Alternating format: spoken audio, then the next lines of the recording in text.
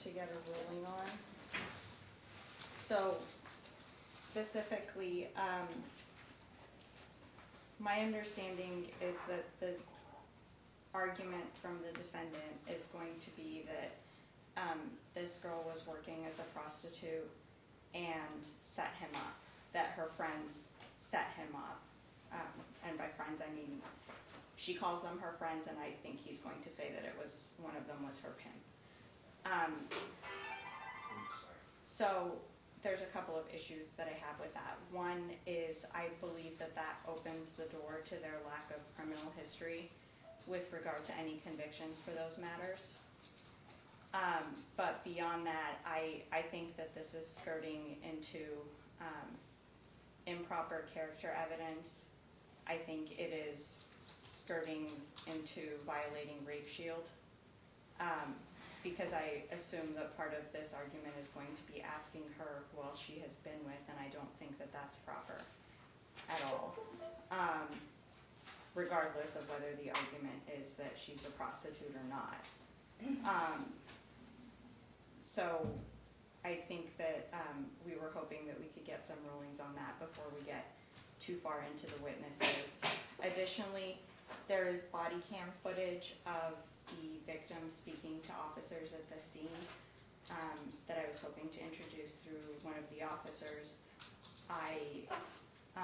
There is a statement in there where he asks her if this was a sex for money type of situation, and she says no. And so I wanted to hold off on doing anything with that until we had a ruling from the court. Okay. And I have a version that has that statement redacted and a version that does not. Okay. So, we have... Your Honor, do you want me to address that, or? Yes. Okay. On the issue of prostitution, it doesn't go into character evidence. We're not talking about bringing up prior acts. It's simply the defense. The defense is, in this case, that this was an arranged date with a prostitute through her pimp, who was the guy referred to as Eric, who set it up. Money was exchanged at the hotel suite. The woman voluntarily went to my client's apartment with him as part of a business transaction. And then when he was in the restroom, she tried to steal his property and run out the door. That's his version of what happened. He has to be able to tell the jury what happened from his perspective. It's unfortunate for the woman that she was engaged in prostitution at the time, but I don't see how we can be prevented from telling my client's version of what happened. Now, I understand the arguments about rape shield and prior bad acts, but I'm not going to ask her about prior acts of prostitution. I'm not going to ask her about anything of that nature. It's simply his version of what happened. We can't be prevented from presenting that. And I think, Your Honor, just to put it very bluntly, my issue with that argument in particular is that she is saying she is raped, she has been raped, and they are calling her a whore. Pardon my language. But that is, in that context, it is absolutely intended to diminish her character and diminish the allegations that she is making. And I mean, the very allegation of it implies that she has had sex with multiple people for money. Once again, Your Honor, it's not about her character. It's about what happened on this particular night with this specific incident. The rape shield laws are not designed to prevent a person from telling their story of what happened on a particular occasion. If we were saying that she was raped or she wasn't raped this time, but she couldn't be raped because she's a whore, then that would be a character issue. That would bring the rape shield issues into full play, obviously. But we're saying in this particular instance, when this event happened that she is now alleging is a rape, it was really a business transaction and an attempt to rob my client once that transaction was completed. He can't be prevented from saying what happened. Otherwise, we can't even impeach her. Otherwise, my client can't testify. Because if he's going to testify and he's going to tell his version of what happened, that is what he's going to say. And if they have evidence to the contrary, that's fine. They can impeach my client, they can have their witness testify and deny it, but he simply can't be prevented from telling his version of what happened.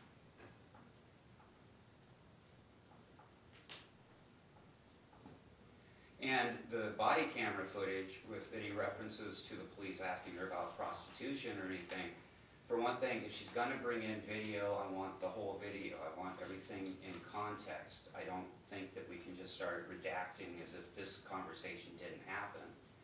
And the fact that the police are asking about it lends credence to my client's version of events. If they want to show the video to show her giving her statement, the jury needs to see the full statement. And so, Your Honor, two things. One is that is absurd, right? That if any statement, out-of-court statement is introduced, then the entire statement has to be introduced because we have rules of evidence and there are certain things that are inadmissible. There are certain things that may be admissible, but we can choose not to admit. The only things that have been redacted from the body cam statement are statements that she makes about her character. I'm an innocent person, I don't even cuss. That's improper character evidence. I have no intention of introducing that.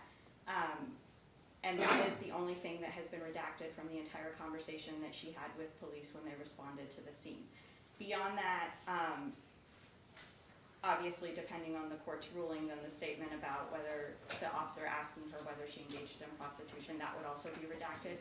But it's really just, I think, like a 2-minute clip that has been redacted that contains inadmissible evidence. If she were sitting around disparaging his character and talking about his criminal record, obviously that would be inadmissible in the same way.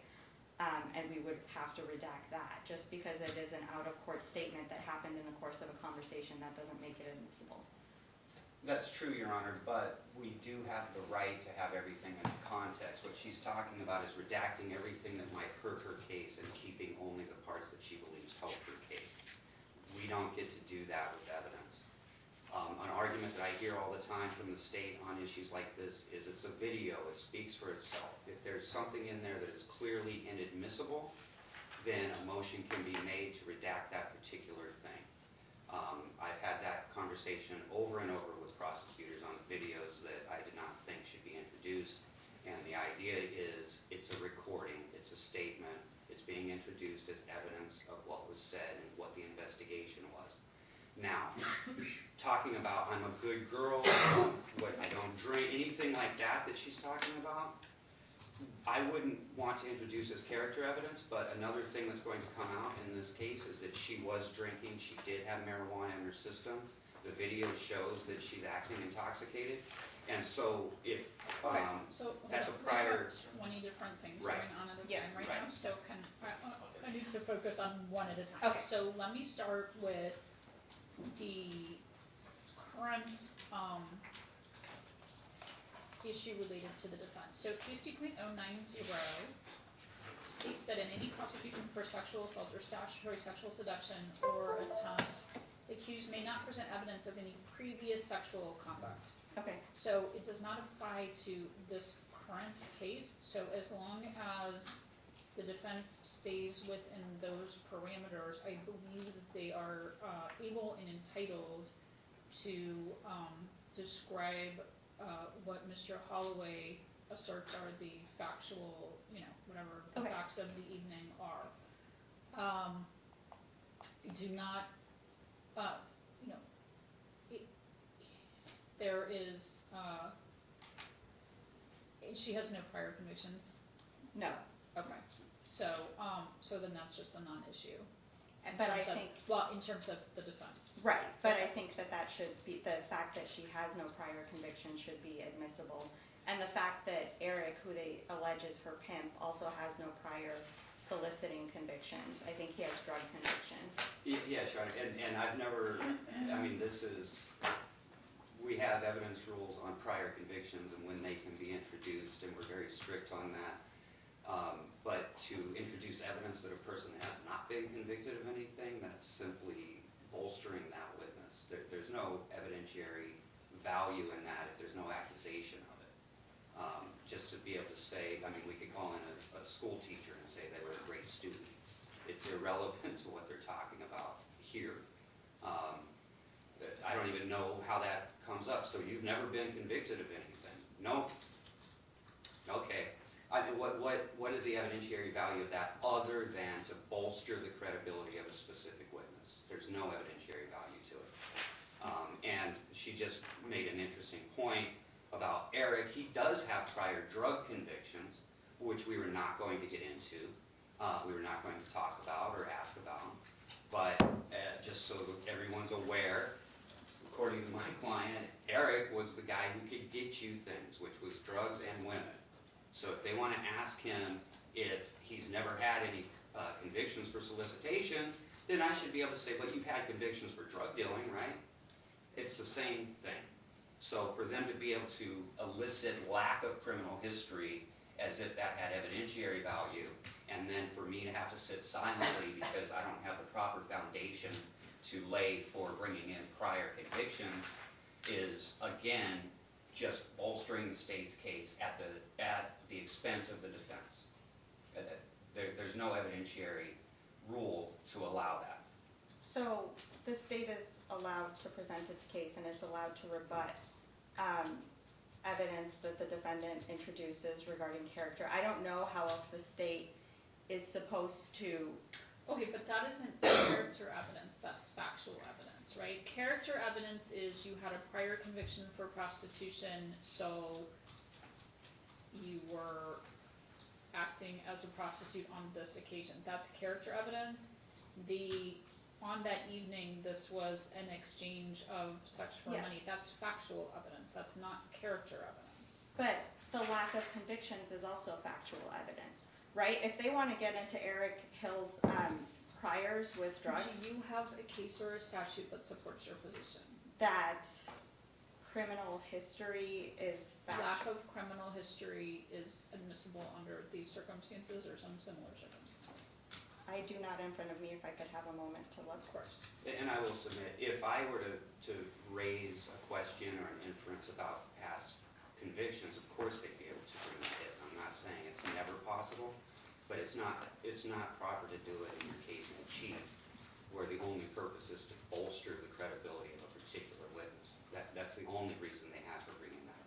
And if that's the issue, we can introduce it through a different witness. I mean, the detective can say that she ran his, it's not bolstering his testimony if it's coming out that he has prior convictions, just not for soliciting. That's actually like hurting our case. But it goes to a specific factual. But we weren't Okay, going to well, go I into need it. a case or a, Okay. I need a case, a rule, a statute, something that tells me that that can be properly admitted. Yes, Your Honor, I will find something.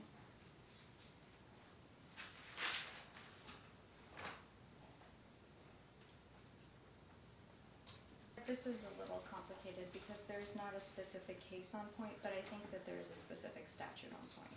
Okay. NRS 48.045, and I'm skipping the analysis where the evidence is relevant under 48.015 and all of that. But under 48.045, I believe that this falls under subsection 1A.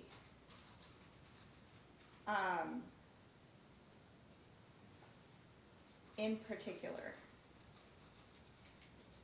So, evidence of a person's character or a trait of his or her character offered by an accused, and similar evidence offered by the prosecution to rebut such evidence.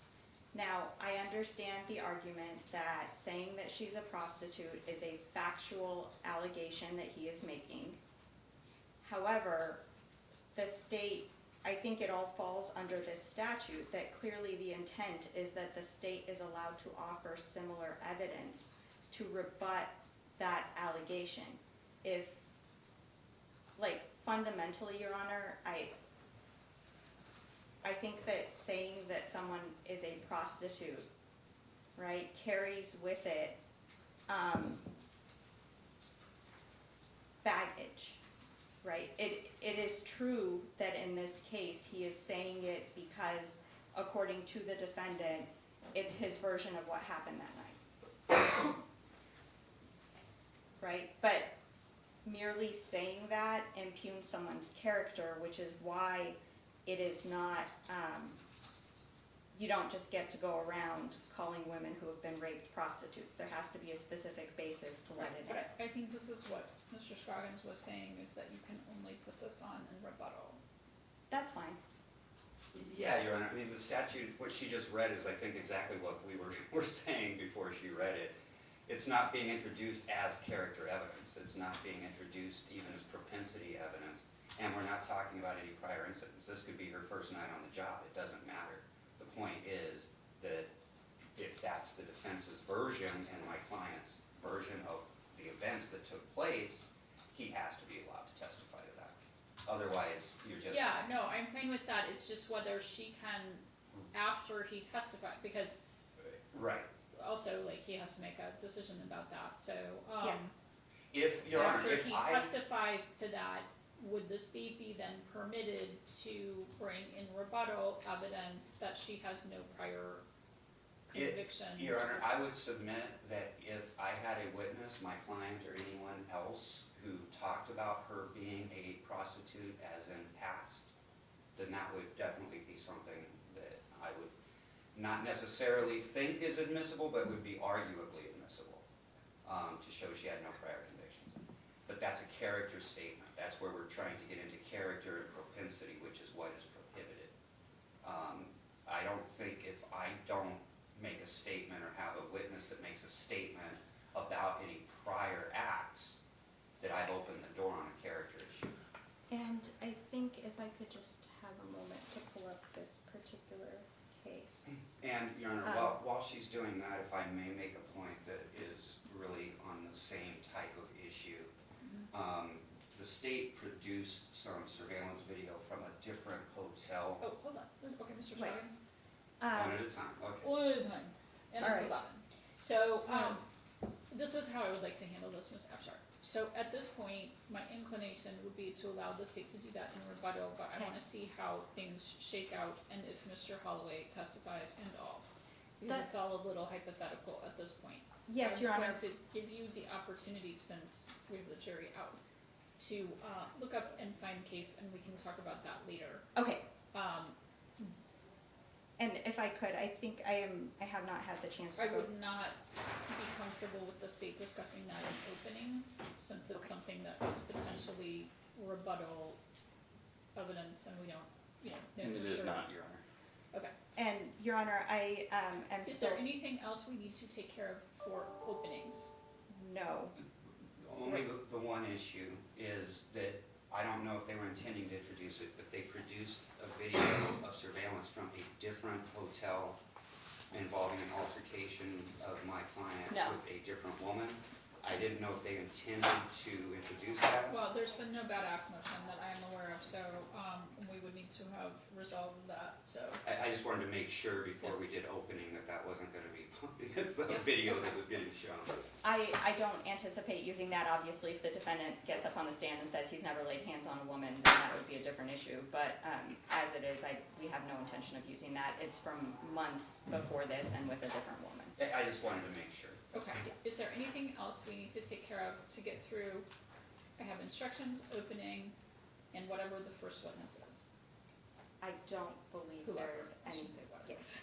Did you rule on the redacted body camera footage, or the body camera footage I that they think want it- to redact? Depends on the ruling. I just don't know exactly what is or isn't in there, and it wasn't clear to me whether you want it or don't want it, so do we need that this No. morning right now? But No. Okay. If we could review that then prior to Yeah. introduction. If you all can Yes, we Let's will see get how it together. shakes out a little bit, and then I'll look at it, but I wanna get the jury in here. 'cause Yes. it's 11. Thank you. Okay.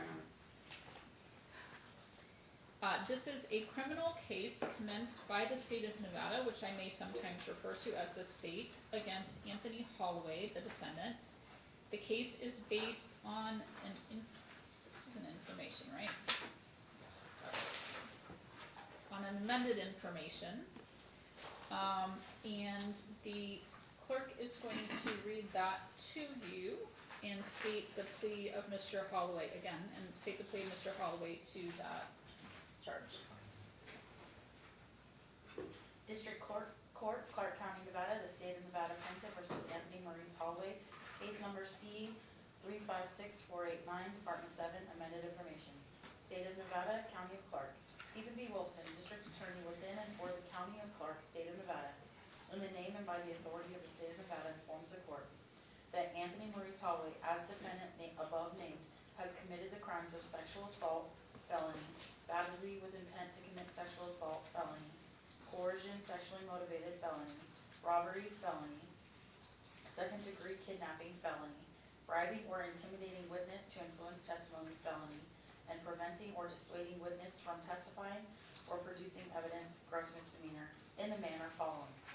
That or on between the 13th day of May 2021 and the 9th day of June 2021, at and within the County of Clark, State of Nevada, contrary to the form, force, and effective statutes in such cases made and provided, and against the peace and dignity of the state of Nevada, count 1, sexual assault.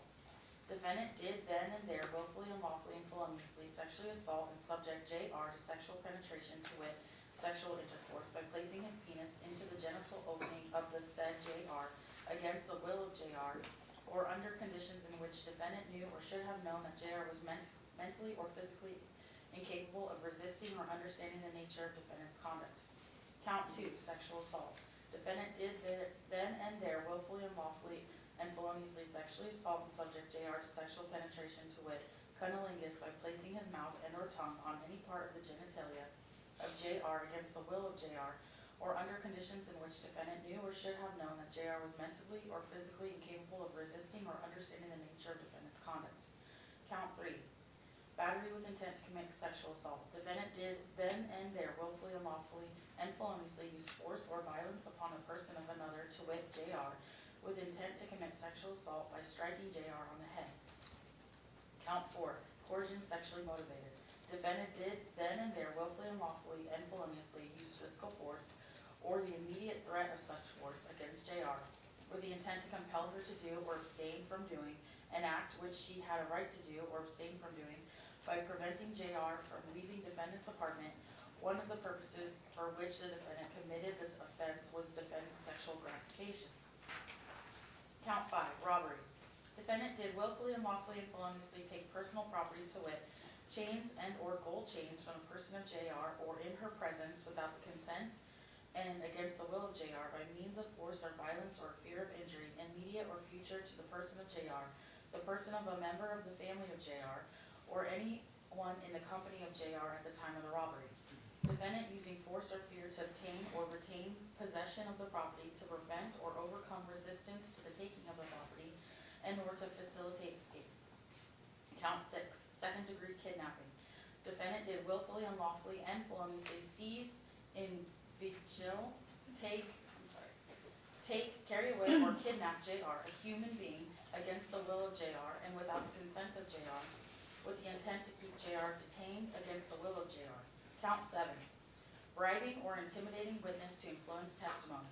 Did then and there willfully, unlawfully, and feloniously give, offer, or promise, directly or indirectly, any compensation, gratuity, or reward to any witness or person who may be called as a witness in an official proceeding, upon an agreement or understanding that her testimony shall be thereby influenced, the defendant being criminally liable under one or more of the following principles of criminal liability, to wit, 1, by directly committing this crime, and or 2, by defendant acting pursuant to conspiracy with a co-conspirator, last name unknown, first name unknown, alias Cujo, and or other unknown conspirators in performing such acts, and or 3, by defendant and Cujo and or other unknown conspirators aiding and abetting each other by counseling, encouraging, inducing, or otherwise procuring each other to commit such acts and acting in concert throughout, to which, by having Cujo call Jacqueline Rodriguez to tell her that Anthony Holloway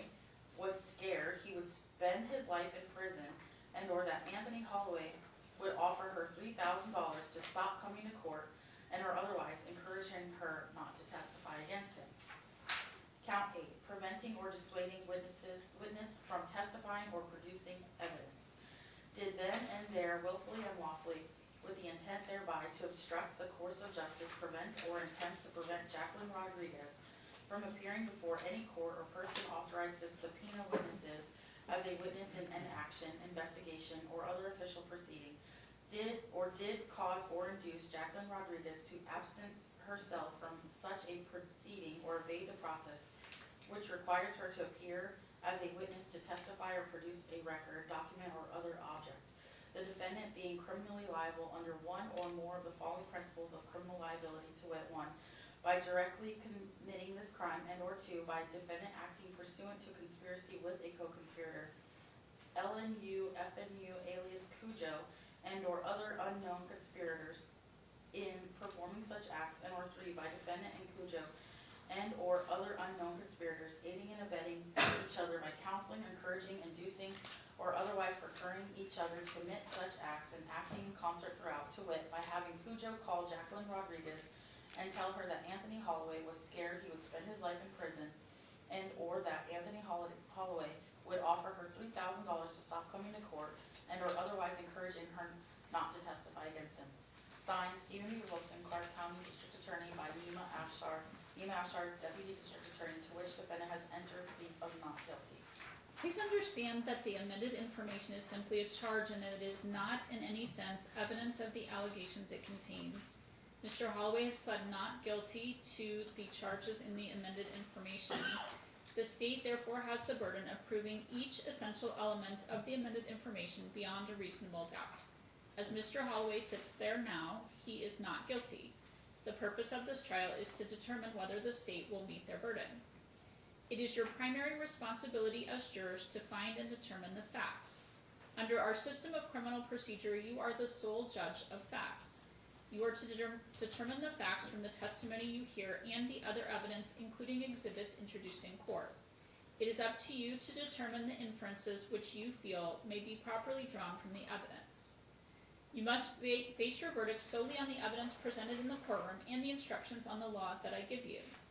To protect the integrity of the jury process, it is very important that you do not do any independent research about the case until the jury has reached a final decision. You may not visit any location involved in the case. You must not do any research or look up words, names, maps, or anything else that may have anything to do with the case. This includes reading newspapers, watching television, or using a computer, cell phone, internet, or any other means to get information related to this case or the people and places involved in the case. This applies whether you are in the courthouse, at home, or anywhere else. Additionally, until you are discharged from service as a juror, you must not provide or receive any information about your jury service to anyone, including friends, coworkers, and family members. You may tell people you have been picked for a jury and how long the case may take. However, you must not give anyone any information about the case itself or the people involved in the case. You must also warn people not to try to say anything to you or write to you about your jury service or the case. This includes face-to-face, phone, or computer communication. In this age of electronic communication, I want to stress to you that you must not use electronic devices or computers to research or talk about the case, including Googling, tweeting, texting, blogging, emailing, posting information on a website or chat room, or any other means at all. We are all depending on you to follow these rules so there will be a fair and lawful resolution of this case. So, Laura Bradley. Thank you.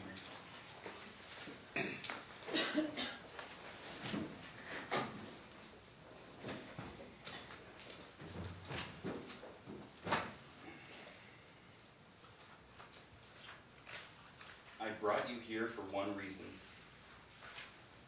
That was what the defendant, Anthony Holloway, said to Jacqueline Rodriguez before he pushed her back on the ottoman, forcefully performed oral sex on her, and then penetrated her vagina with his penis against her will and over her objections. On May 12, 2021, 21-year-old Jacqueline Rodriguez went out with some friends to celebrate.